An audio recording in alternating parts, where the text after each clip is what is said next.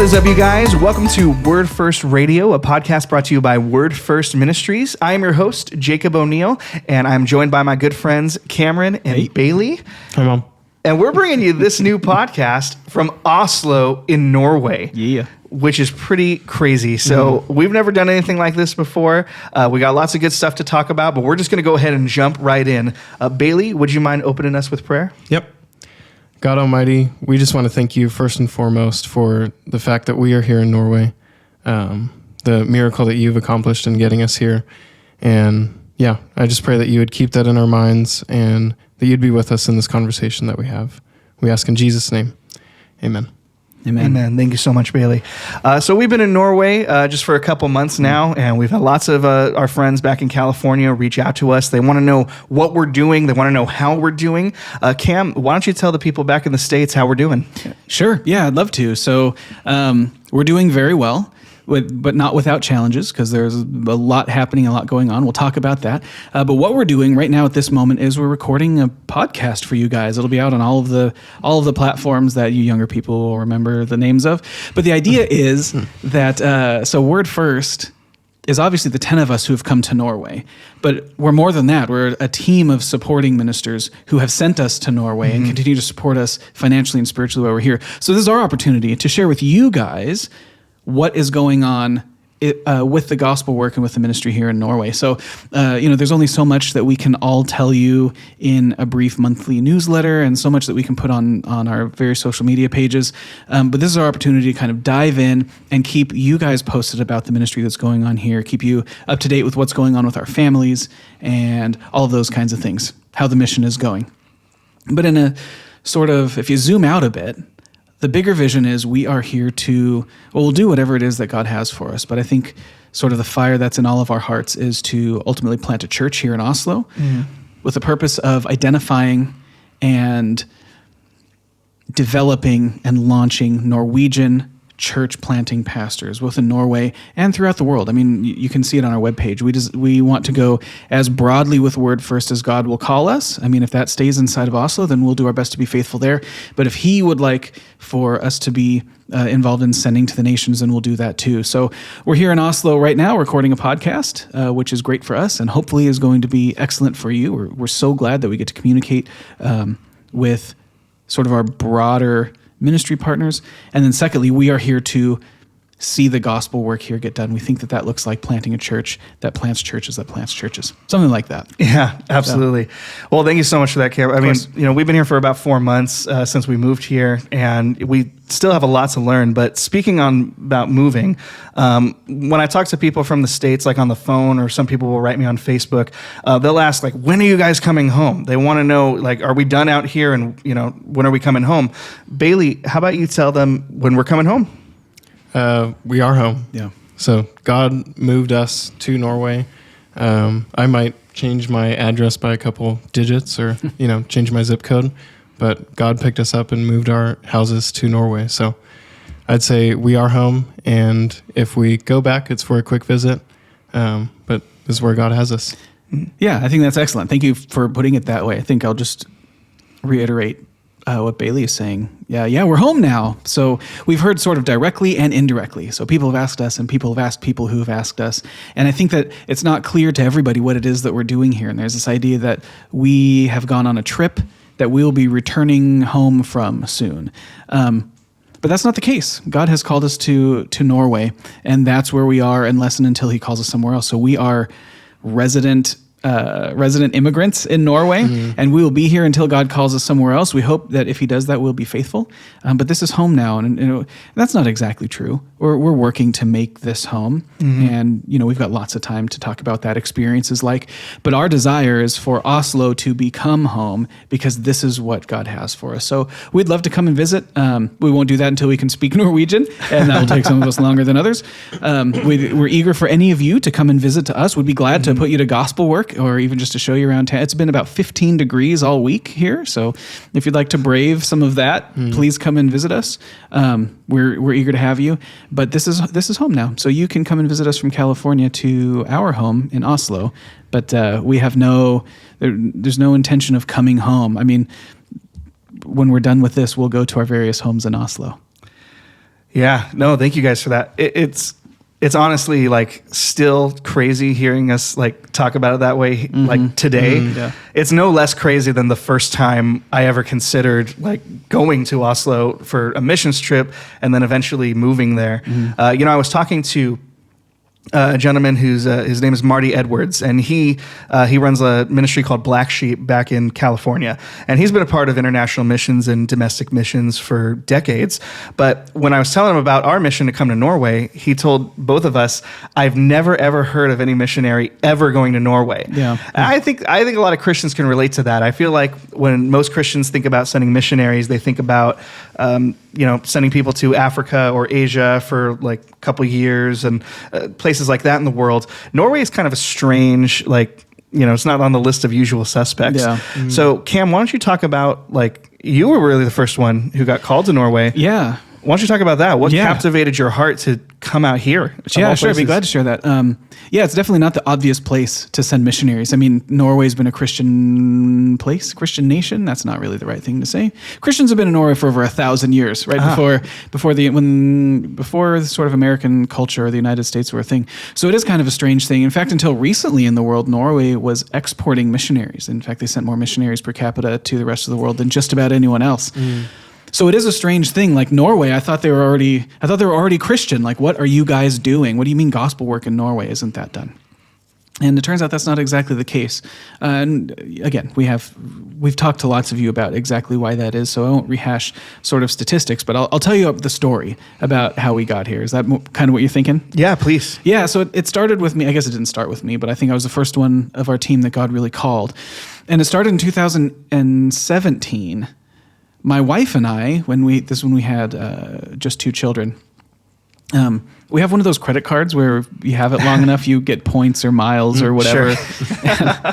You get like a point per dollar spent, and after you get like 50,000 points, you can take a trip. So anyways, we'd had this credit card for a gazillion years, and finally had enough points that if there were like 2 weeks a year where we could travel and we had enough points to go on vacation really anywhere exciting. And this was when Celia, she's 5 now. This was when Celia, before she was 2, we needed to get the vacation in because once she turns 2, you have to pay for her seat. Before 2, she can sit in lap with one of the parents. Nice. So we had to get it done. And in fact, that was my only way of sort of twisting Whitney's arm to make it happen. I was like, well, darling, if we're going to be able to afford this. So anyways, we had the opportunity to do that. So in 2018, we came to Norway on vacation, and like you said, sending gospel workers or missionaries to Norway is a strange thing. Well, especially for me, my family's Norwegian on both sides. And on my dad's side, we've been ministers forever. And we're Norwegian pastors. I say we, but my ancestors, my grandfathers, were ministers that came to the United States from Norway. So the idea of going back as a gospel worker is kind of strange. But that just that thought kind of struck my heart, and I had learned about sort of the secularization of Europe. If you guys don't know, Europe is the least Christian continent, which is, oh my gosh, I'd love to talk about that. But the idea that Christianity is like the European religion, but now Europe is secular. Almost nobody is a disciple of Christ, less than anywhere else in the world. But anyway, so I was kind of thinking about that stuff, and I wanted to know what the spiritual state of Norway was because I didn't know. I'm not in contact with any of my relatives here. It's been several generations that were removed. So anyways, the truth is I Googled it, and I found a missionary organization who was sending some people to Norway, and I talked to those fellows, and they told me what they knew, and they connected me with some Christians in Norway, and I talked to them, and the picture that sort of started to develop was a pretty bleak one. Oslo is stunningly beautiful. Norway I don't understand how you can live in Norway and not go outside and see the clear work of an artist and creator and genius. Yeah. But that's how most of the people here live. So anyways, we had the opportunity to come, and while I was sort of kicking that idea around, my heart was really set ablaze for this idea that Norway has sort of lost its first love. And in my family, we've been Christians for so long. Like, what happened? And so I remember I was at a pastor's retreat with the pastors from the Orchard, and I was playing basketball with Pastor Jim. And maybe that's playing basketball is a little bit generous. Yes, I don't think I've ever played basketball. Yeah, I don't even know if I'd call it that. I was running from a basketball with Pastor Jim, and I was talking to him about it. His family's Norwegian too, and I just said, "Man, I don't know. I don't know what to make of this. I just know that my heart is hurting, and I've never thought about leaving or going to the missions. I always knew that I was called to ministry. I didn't know exactly what that would look like. And, I'd been a pastor at the Orchard for a few years. And so he talked with me about that. And his advice to me, which was good, was he goes, go enjoy your vacation. Get your feet dirty and see what the Spirit says to you when you get to Oslo. And so I took his advice. In the meanwhile, I continued to connect with Christians in Norway. We got here. We were able to book the flight before Celia turned 2. And we got here to Oslo. And as soon as my feet hit the ground, I knew this is where God wanted me. And that sounds, maybe, if you know me, that's a weird thing for me to say. Sometimes I'm caught up in my own mind too much, and there are other people who I really admire who it seems like they're tuned in to the God station and they hear God talking to them. I don't have experiences like that very often. Sure. Only a couple of times. And this was one of them. It was very clear. I got here and I knew this is where God wanted me to be, to the point that, I joke about it, but my heart really was in a place where it's like, okay, Whitney, you go take the girls home, sell the cars, sell the house, pack up our stuff, and I'll see you just as quick as you can get back to Oslo. And praise God, he didn't let me do that stupid thing. That would have been awful.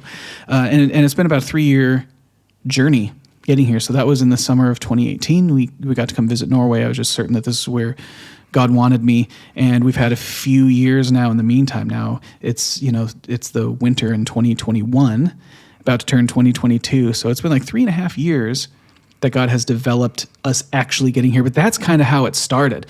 I'm a pastor at the Orchard. I'm overseeing a number of departments, including the young adults ministry. And God just kind of radically broke down my expectations for ministry. And it felt like, I don't know how to explain it. It was, my feet were so heavy. It was so hard to leave and go back to California because I knew this is where I was supposed to be. Yeah, no, thank you for that. Yeah. I remember that time pretty vividly, actually. And that was when, we started to get to know each other a lot better. We had known each other for a couple years prior to that. But I remember you, going on your vacation, telling me how excited you were for it. Yeah. And that's kind of where my part of the story comes in, and how I started investigating this call. You sat me down in your office one day, and, you're just pouring your heart out to me about the spiritual state here in Norway, some of the things you were learning about. Obviously excited to go on your trip, but just heartbroken over, I love the way you put it, they've lost their first love. Norway is a historically Christian nation, and they've just lost that. And so you kind of posed the question to me. It was kind of, you just said it. You were just like, well, have you ever thought about going to Oslo and, doing missions work? Yeah, because everyone has, right? Yeah. I just ask people, have you ever thought about becoming a missionary and going to Oslo? Well, let's be fair. You knew, So that you guys know, there isn't a single place that Jacob has not considered evangelizing. I could have said, have you ever thought about being an evangelist in North Korea? And it wasn't like that. Yeah, totally. So so I've always had a passion for, preaching the gospel and evangelism, and that stuff is, I don't need anybody to help me get excited about that kind of stuff. I still did. Yeah, you did. I get excited, pretty well on my own about that kind of stuff. So when you asked me, of course, if I wanted to, if I've ever thought about, moving to Oslo and doing missions over there, of course the answer is no, because that's ridiculous. Who has? Who would do that? I remember saying, my life is here, my family is here. My wife, who I was just dating at the time, Motown, we're all here. Her family's here, my family's here. We're just going to stay here. Yeah. And so I said, I'll send you Christmas cards. I'll come visit you. You can put me to gospel work out there. But I'm probably not going to consider it. And then leaving your office that day, the first thing I did was, call my girlfriend, Motown. And I was like, Cam, he just asked me the weirdest thing. He asked me if I ever thought about doing long-term missions in Norway. And the first words out of her mouth were, oh yeah, so we're doing that. And we're going to do that. And that was the time I was just like, okay, stop. Let's hit the brakes. Let's think about it. This is crazy. And, let's think about it. So I don't think I don't remember our conversation as vividly as I do the conversation that I had with your wife. That I remember like it was yesterday. And I was talking to her about the same thing, just kind of sharing some of my heart. Yeah, thanks a lot. Yeah. I was so I asked her a similar question. Like, what do you, cause she was, one of my favorite people in the whole world. And at this point, the two of us had sort of founded the young adults ministry. So we talked about ministry a lot, and I asked her something similar. And what do you think about that? I don't even think I got the sentence out of my mouth before she's like, "I'm in, let's go." Yeah. She's more faithful, I guess, is the point. Well, that's good. Well, I was like, listen, if you're going Faithless, to fly me, faithless. Like if you're going to fly me to Oslo to go evangelize, like I can just do that at the mall for like 5 hours every night. You probably had just gotten back from the mall doing that for 5 hours. Maybe, yeah. But like, I don't have to uproot everything and go there. Yeah. But, when she was, so serious about it, and she was like so certain that, we should look into this. Like we should think about it. Yeah. I'm like, okay, well, I'll think about it and I'll pray about it. But it's very weird to me. Yeah. And one of the things we'll talk about is when I actually came here for the first time, you got a call of this opportunity for us to do missions in Norway, like to do a short-term like evangelism thing for a week. Yeah. And, you called us, of course, and I was like, all right, let's do it. When I was actually here doing evangelism, talking to, Christians and talking to atheists and talking to, agnostics or all that stuff, I just felt that God had called me here, equipped me here. I felt comfortable here. I felt like, evangelizing here felt more like, this is like a ministry that I'm doing. This is not just like street preaching to people, for a couple hours, which is fun. Yeah. But this was it's fun, but this is more like, wow, this is actual like ministry. Like I felt like at home doing it, very comfortable here. And I said, all right, we'll pray about it. Let's see how we feel. And, I bet you can tell now what what God ended up telling us. And kind of around that same time where we got that opportunity to come to Norway, Bailey, that's kind of where your story kind of clashes with ours. Why don't you tell the people about, how God captured your heart to come to Norway?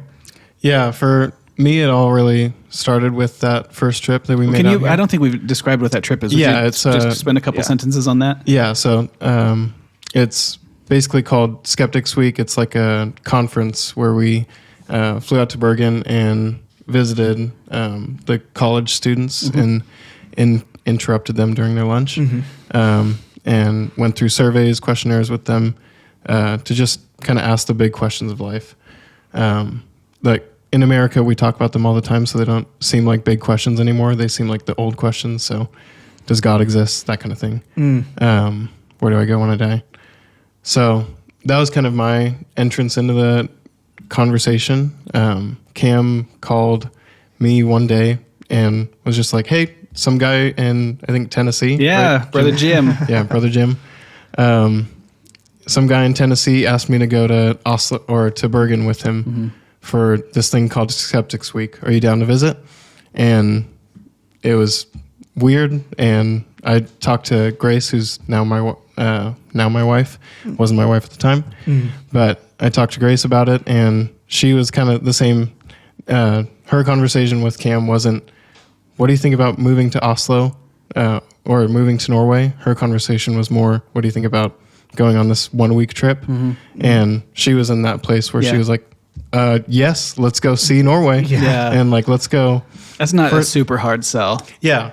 And I haven't even been out of the country except for going to Norway. So, so there was some of that, but also just the opportunity to do, as a Christian, you hear about mission work and all that kind of stuff. So to have the opportunity to do that with the guy who was our pastor, this was, I think, less than a year into you even being the guy that I called pastor. Yeah, so, I think that's right.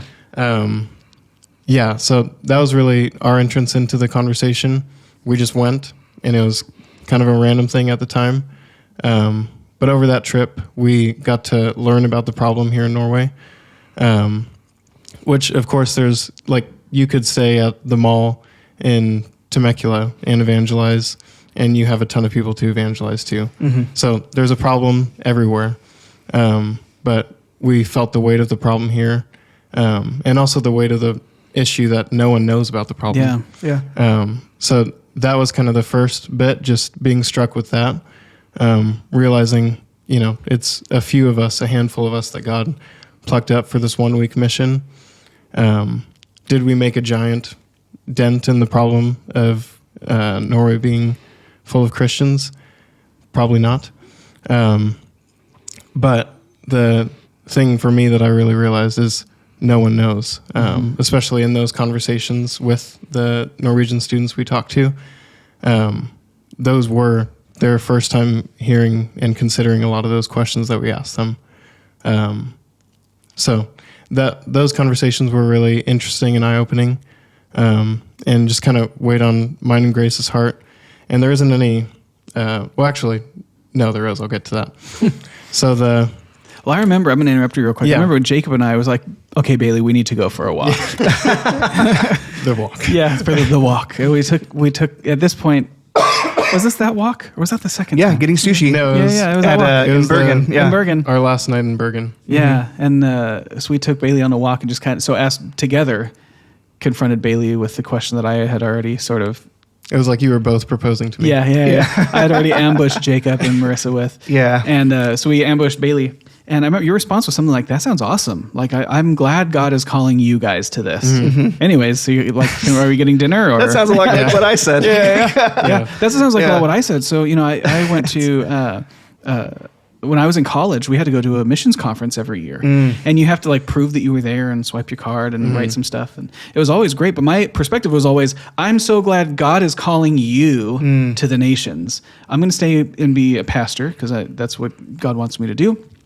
And in a sense, that's still what I'm doing.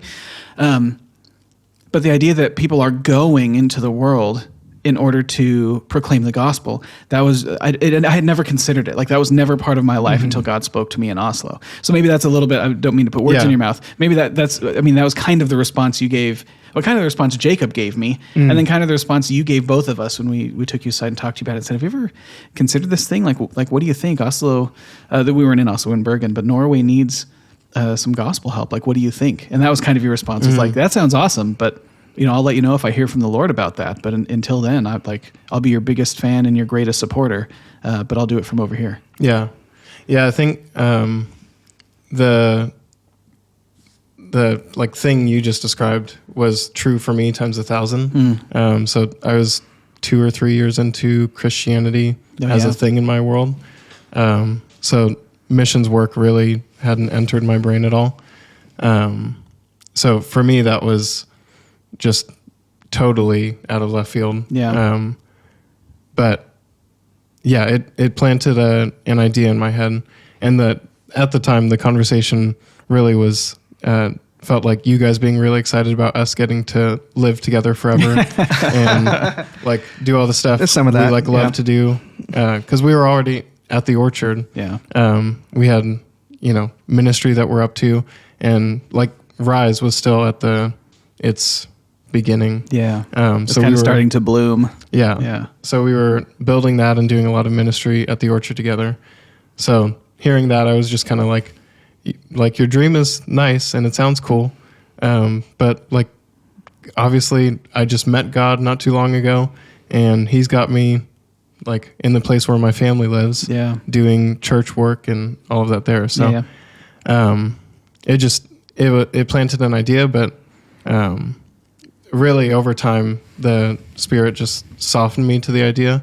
The following year, we went to Skeptics Week again. So that was another slightly more eye-opening thing, but it was really just a gradual conversation in the background, like both in prayer, but then with you guys as well. And if there is any moment for me that kind of lit the fire and let me know that this thing was actually happening, it was when you got the phone call from Zach Dove, and just got set up with the job that you now have and everything. For me, that was suddenly made this far off dream that was like a potential thing that it was kind of a thing we excitedly talked about. I was like, what if one day we all move to Norway and like plant churches and, do good stuff for God. But you got that phone call, and for me, that was like, God actually wants us to do it, and he wants us to do it now. Because for me, the most clear thing was that we ought to be in ministry together. like seeing our team work together and like building Rise and all the things we did at the Orchard, and when we made our trips out here, for me it just made sense that we were a team, and that like I was still on the track of following you, being under your wings or whatever. Gosh. Yeah. But yeah, that was the big moment for me, was when God suddenly made it real. Like, you know, you always talk about what's my calling, and like you want it to be a literal call, and you literally got a phone call. I literally got a call. Yeah, that was crazy. So Yeah. that just set it into place for me. No, absolutely. Thank you for that. Yeah, and really what it kind of seems like the difference for all of us was it being like tangible, like it being real. Yeah. Like, you know, obviously we can talk in theoreticals, and there are theoreticals of like missions that are more like, you know, obvious, or like you want to go to this, you know, third world, you know, tribe that needs a well so they can have water and, you know, start building stuff. And that's kind of more obvious and more apparent. But being here, you know, seeing the spiritual state here firsthand, like talking to people who would say like, oh yeah, I'm a Christian because like my dad is a Christian and my grandfather was a Christian. Yeah. Awesome. Let's talk about God. Like why would Christians ever talk about God? What does that have to do with anything? And so that's the kind of like what, like the weird thing that's or the different thing, the problem being like tangible, like it's experiencing it. Yeah. But now we're experiencing it. Now we're here. We actually just had our first snowfall a couple days ago. That's pretty amazing. And we are living in Norway. It has become a reality. God has made it a reality. So how is life different here than in the U.S.? Bailey, what's different? Everything. I don't. Yeah, it's weird. nice. It's like everything and nothing. It's familiar and totally foreign all at once. Yeah, it's like very easy to point it out, but also feels hard to describe it, like to put it in words. So I know everything's different. I guess I'd say the food is different. I mean, you're a big fan of paprika, I know. No, I can't stand it. Everything here tastes like paprika. You keep saying that. It's in your pizza. It's in your chicken. It's in your chips. It's everywhere. Okay. It's a big hit out here. Yeah. Yeah. So there are those kind of things that are really easy to notice, like the food's different. Our first week here, we were in a quarantine hotel, and we got to try Norwegian dishes. Which was, I got photos of those. That was interesting. Great. Yes. Yeah. There were meatballs that didn't taste like meatballs, and Breakfast was like a hard-boiled egg and a packet of chocolate spread. Nugatti. Yeah. They fed us a couple times a day, and that was really sweet of them. Man. I love those. Well, for me, it made it real. So I know you guys were having to deal with deciding whether or not you were going to eat what had been provided to you. Yes, we were here experiencing it. Yeah. I was still in the United States, waiting to get here. And anyway, so thank you for your sacrifice. No, you're welcome. I think one of the things that you touched on, that theme of like familiar but yet different. So kind of going back to the missions theme, like going to like a tribe in Africa, like the people look different and their culture is like very different from like a first world country. Yeah. The differences are like so obvious, but here, I don't know if you guys can tell at home, people here look very similar to, well, me and Cam at least. You are our Samoan brother. They don't look different than us. Yeah. They're using all the same technology as us. They basically live the same kind of lives as us, but it's a little different. Like one of the things that like caught us, it's just a small thing, but caught us off guard was like when you sneeze, people don't say bless you. Yeah. It's just kind of like a little thing, and it's not because people are rude. Yeah, but it's just like that's just not a thing. But it feels that way. I asked one of my friends, I was like, if someone sneezes, how would you say God bless you? He's like, why would you say that? Yeah, what? I don't know if that's true for all Norwegians. I haven't asked again, but it's not something that happens here. Yeah, yeah, absolutely. And so, kind of like in that realm, like what are we? What's the thing? Like, how is life different for like us here? Like, what are our routines are like all different, right? Like back in the U.S., we had cars, we had jobs, we had a regular church that we could go to, that we were established in, and people knew us. We all spoke the same language, and it was not a problem at all. So, kind of living here, like how is has God had to provide for us like along the way? Oh man, like I keep a list. You guys know we keep an actual list that we share on our file server that we can look and remember, like all of the things God has done to get us here that we couldn't have possibly done. It's crazy. Bailey mentioned earlier the call that I got. So without going into too much detail, me and my wife Whitney, it sounded like I didn't remember her name. Her name is Whitney. That's your Whitney? wife, yeah. Whitney. She's my one, right? It's Whitney, yes. Okay. Yeah, the one you're married to. No, okay, yeah. We've been praying for Norway and Norwegians for a few years, just sort of waiting, asking God, look, if you're calling us, please make it clear that you're calling us. Mm-hmm. And so I had developed friendship with an IMB, the International Mission Board, with an IMB missionary here in Norway. And some stuff had happened and they weren't sure they were going to be able to stay. And so we'd been talking for a few years, and the story had been something like, look, Cam, if you ever come to Norway, it'll be fun to partner up and to work together. But there's no position with the mission board in Norway for you, and don't count on one sort of ever opening.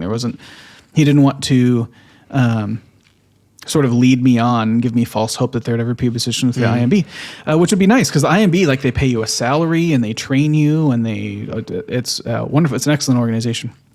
So I wasn't holding out hope for that happening. And then one day, I guess it's been almost a year and a half now, that missionary, he called me and said, hey, I want you to come to Norway. There's a job now with the board, and I don't know if we're going to be staying, but if we go, I want it to be I want Norway to be represented by an IMB missionary, and I'd like that to be you. And so that was crazy. I literally was not expecting that. We hadn't been talking about it. It's not like the people to make that decision had been warming up to it and he'd been schmoozing. There was none of that. Mm-hmm. There was just suddenly a phone call. And I can see how God worked that out. I mean, I can see how he took 2.5 years of work and growth and putting the pieces in place to make it all work, and then finally sort of open the gates in order for that to happen.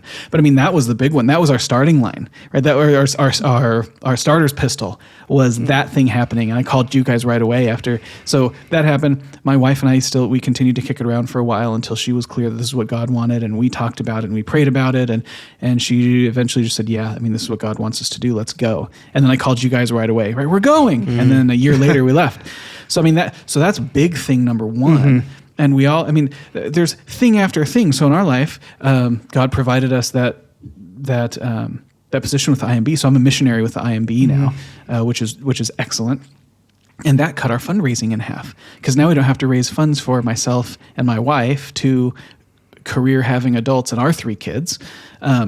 We now are employed, and sort of have a way there, and we have a support system and a whole ministry that's invested in getting us there, which was awesome. But now even being here, like the home that we have been able to get is a home that we can do.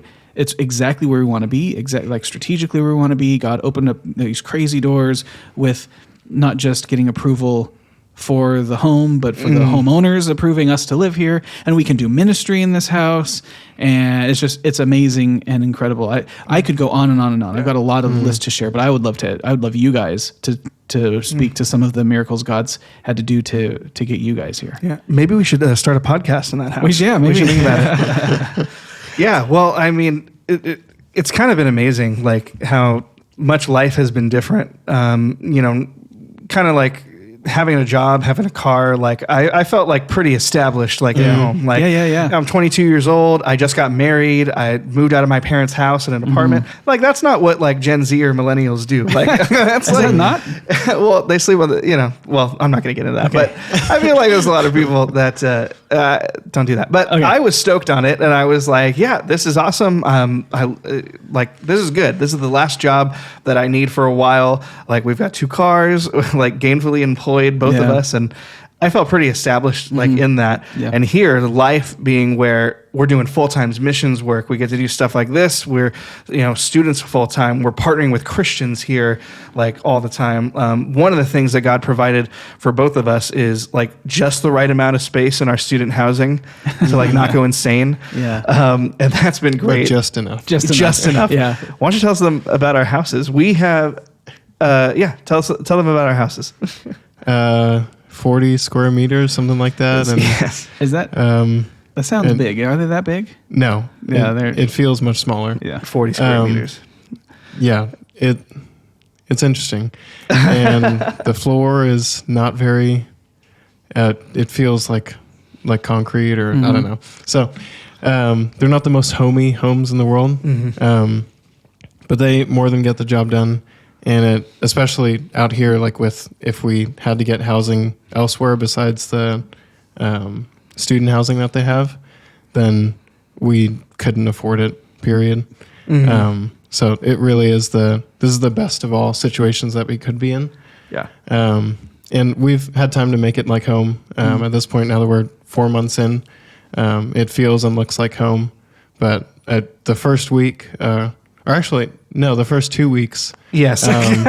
were very fun. We got to know the floor in the apartment really well. Yeah. I loved getting those phone calls. That was fun. So taking myself out of the equation, I really want to brag on our whole team because we went to IKEA, and IKEA is like you're not getting your furniture for 2 weeks. So we had And how many beds can you carry on the bus? like you can't 3 mattress toppers between us between the whole team. That's so good. So the Word First team literally is so awesome that they slept on the floor, like with mattress toppers on the floor that are like this thick, like for 2 weeks, like with no complaints. Yeah. So like that was awesome. It's awesome. Like moving into that was where it was like tangible that we were like, all right, God, like we don't know what you're going to do like with this, but we know we're not getting our furniture for 2 weeks. Yeah. So we'll sleep on the floor. We will, do we even have lights? We do have lights. Yeah. Yes, we had lights. We didn't have We to. have 2. Yeah. Praise God. So yeah, I don't know if the light bulbs work and the bathroom is small, but Well, and that speaks to your guys' character, but God was also doing a bunch of crazy stuff at the same time. Like you all got into the same student housing unit. So in Oslo, you don't have dormitories like you do at a university like we have in the United States, where there's a university has a big campus and you've got a dorm there. In Oslo, you have student housing units and you have kind of campuses all over the place. And so students live in student housing, but there are lots of places. You're not anywhere near, that's not fair to say, but you're not on or near your campus. You're in like a big, it's like a big dorm or a barracks or something. Yeah. And God saw fit to put us all in sort of the exact part of the city where we wanted to be, where we think that there's an exceptional opportunity for evangelism and for sort of living out a gospel life, and got you all into the same one, which was pretty absurd. And it's like it's the right one. Like there are more than 1,000 units in this student housing facility filled with young college age people who need to know Jesus. yeah, no, it's a very unique place, and I feel like you talking about that, like God's sovereignty and providence of like putting us in the right place, exactly where He wanted us. Yeah. When we had options to like switch, there was an option to kind of submit to go to a different place in the city with SIO, the student housing people, and we chose not to. We chose, we're not going to do that, and we're going to go here, and it's perfect. It puts us right where we need to be. And I remember you talking about us celebrating Thanksgiving, like at the beginning of this, like really, it just kind of shows like moving into a place of being in God's provision, but also how close like the team has gotten like since we've landed here. So this was the first Thanksgiving I ever spent personally, like without my parents, without aunts and uncles, and that's like kind of weird. that's a weird thing because Thanksgiving is such an American holiday. They don't celebrate Thanksgiving here, and so leaving school one day, there's a guy, a friend of ours named Phil, and he was like, "Hey, you guys want to stay and play board games?" And we're like, "No, we got to go buy stuff for Thanksgiving." He's like, "That's right, Thanksgiving's a thing in your country." So they don't celebrate it here, obviously, because they're not Americans. But they for sure know more about American holidays than we know about Norwegian ones. That's true. Yeah, that's true. But what I really want us to comment on is just that kind of symbol of family, right back where we're from in the States. Doing that here, doing that with these people, not with the familiar faces, but like talk about how it's been like becoming a family with like, this turd. Like, how's that been? Which one? Did you mean you? Yeah. I pointed at me. Yeah. Okay, yeah. I'm going to avoid the subject of just you. But I'll talk about everyone else. Please. Well, yeah, so we live 3 doors down from each other. You and I, Jakobus. Yes. And I think that's one big part of it is we all put unspecified housing on the application for the housing units, and there were high chances that we ended up somewhere else, but God got all three of us to the same housing dorm area. And then beyond that, with Cam's house, he's literally a 10-minute walk away from us. Yeah. That's one of the like highest priorities that we had with housing. That was one of our non-negotiables, right? Yeah. Is that none of us can be more than a 10-minute walk from any of the rest of us. Yeah. Yeah. So I think that's just kind of naturally facilitated us becoming family with one another. Another thing is we have the same exact schedule. Like, I don't need to text you to ask for what your schedule is, because we go to school together, we go to language school together, we go to our team meetings and prayers and all that kind of stuff together. So we're just kind of naturally living life together. And but I think like Thanksgiving is an interesting day to look at, because like you said, it felt weird. And the day before Thanksgiving, I was on the bus with Alan and Motown, Marissa, your wife. That one's mine. That one's yours. That's Yeah. my wife. Yeah. And we were just talking about how odd it was that it was Thanksgiving, because no one's making a big deal about it. All the stores have decorations for Christmas. Like, they just skip right over. Yeah. There's not a turkey sale going on. At Yeah, the it's store. hard to find turkeys. Yes. That's just true, period. That's always hard to find turkeys. Pumpkins. Yeah. Yeah. And then just like I don't know, Thanksgiving time comes around and you have family coming in to visit in the week prior and all that kind of stuff. And all of that was just missing. And it was strange, but I think that's some of the stuff God's up to, like with the mission. Like, we have to learn how to make Thanksgiving here Thanksgiving for this family, because this is the family that we didn't get sent to by being birthed and born and raised into a family. This is the family that God, 24 years into my existence, said, I'm picking your house up and I'm taking you and your wife with this small group of people for you to be an uncle to the girls and for you to be a brother to Jake and to Alan and Cam. So, I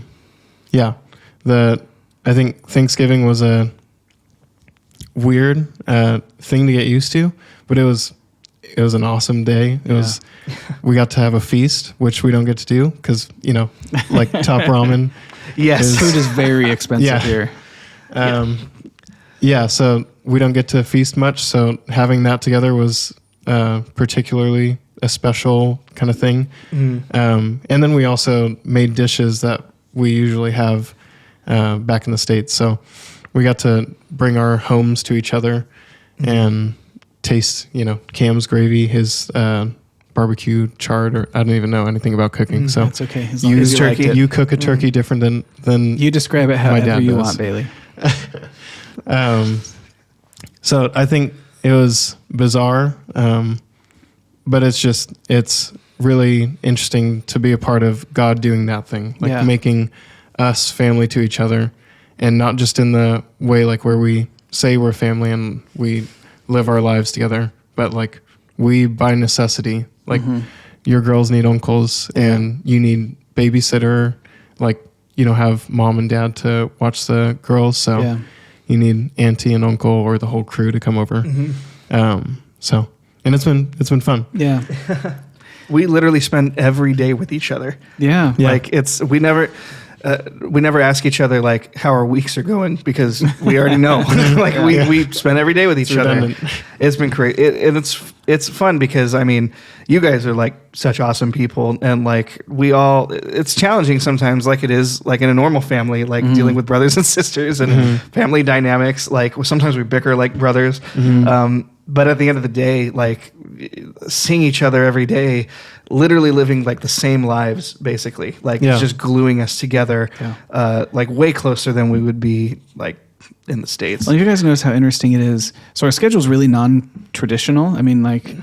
So we're used to, you have a job and you like punch a clock, or you have a job and school, or you have just school, but they're like these times. I don't know how to explain it, but you have the like, sort of a strict daily routine. You have like a Monday through Friday, and then Saturday is maybe a day off, and Sunday we always spend together at church. We've been doing ministry together for several years. But like our schedule here is really non-traditional. It's not necessarily we have the same clock to punch every day. I mean, even your guys' university schedule is kind of interesting. But there's just no free time for anything else. Like we get, we are so busy. In fact, that's one of the things. So we had early on, we had the discussion about are we going to get jobs or not? And the truth is, if that's how God intends to support financially the work that He's called us to, we'll all go get jobs. But it became immediately apparent that the gospel is full-time work, and there isn't a day a week, definitely not 2 days a week, but there isn't a day a week that we have to sort of throw us off the track of what it is that we're doing here. So it's been just a really amazing blessing. You know, Whitney and I are here full-time as I think our official title, is Church Planting Catalyst. But we're here full-time as gospel workers. And you guys are here technically full-time as students, but our time is so filled with doing gospel work together that it's hard to even imagine how we could fit, little things. Alan and I talking about when are we going to get to the gym? And the reason we haven't done it is totally because there's no time. But it's like, how's that going to happen? Okay, we're going to have to do it at like 10 o'clock 3 nights a week because that's the only time that's left. Yeah. But I just was wondering how that has reached you, because it's all at once non-traditional. Like our schedule is not punching a clock every day, but it's full. Like there's always we're always doing stuff. Yeah, it just kind of feel like, again, trying to like remove myself from the equation. It's just like I could not. I have no shortage of words to brag on this team about. Yeah, like the team that's here, the team that God put me with. Like it's really moving. Where it's like you guys. We're all just so committed to gospel work. And like I said earlier, like I don't need help getting excited about that. That was like the first thing I asked you, like when we landed, we're like, okay, cool. When are we evangelizing? Who are we evangelizing? Where are we evangelizing? And you said, Norway, not now. And like learn the language. That was a fun but even in the midst of that, like even in the midst of like, we're learning the language and, trying to integrate ourselves into a culture that looks the same but isn't. In the midst of that, we're so committed to gospel work. We're committed to building relationships with the Christians out here, with secular people out here, like just getting the conversation going and preaching the gospel of Jesus Christ. Yeah. So that's what we're going to be talking about in lots of future episodes of this podcast. We got lots of great stories to tell about the gospel work that is going on here and God's miracles to get us here and how our life has been. So thank you so much for tuning into this first episode. We will see you next Monday. God bless and bye-bye. Thank you for watching this episode of Word First Radio. Word First Ministries depends on the financial support from God's people. So please consider making a year-end contribution to the ministry. More information is in the links in the description below. If you like the podcast, please like, share, and subscribe, and we'll see you again next week. God bless.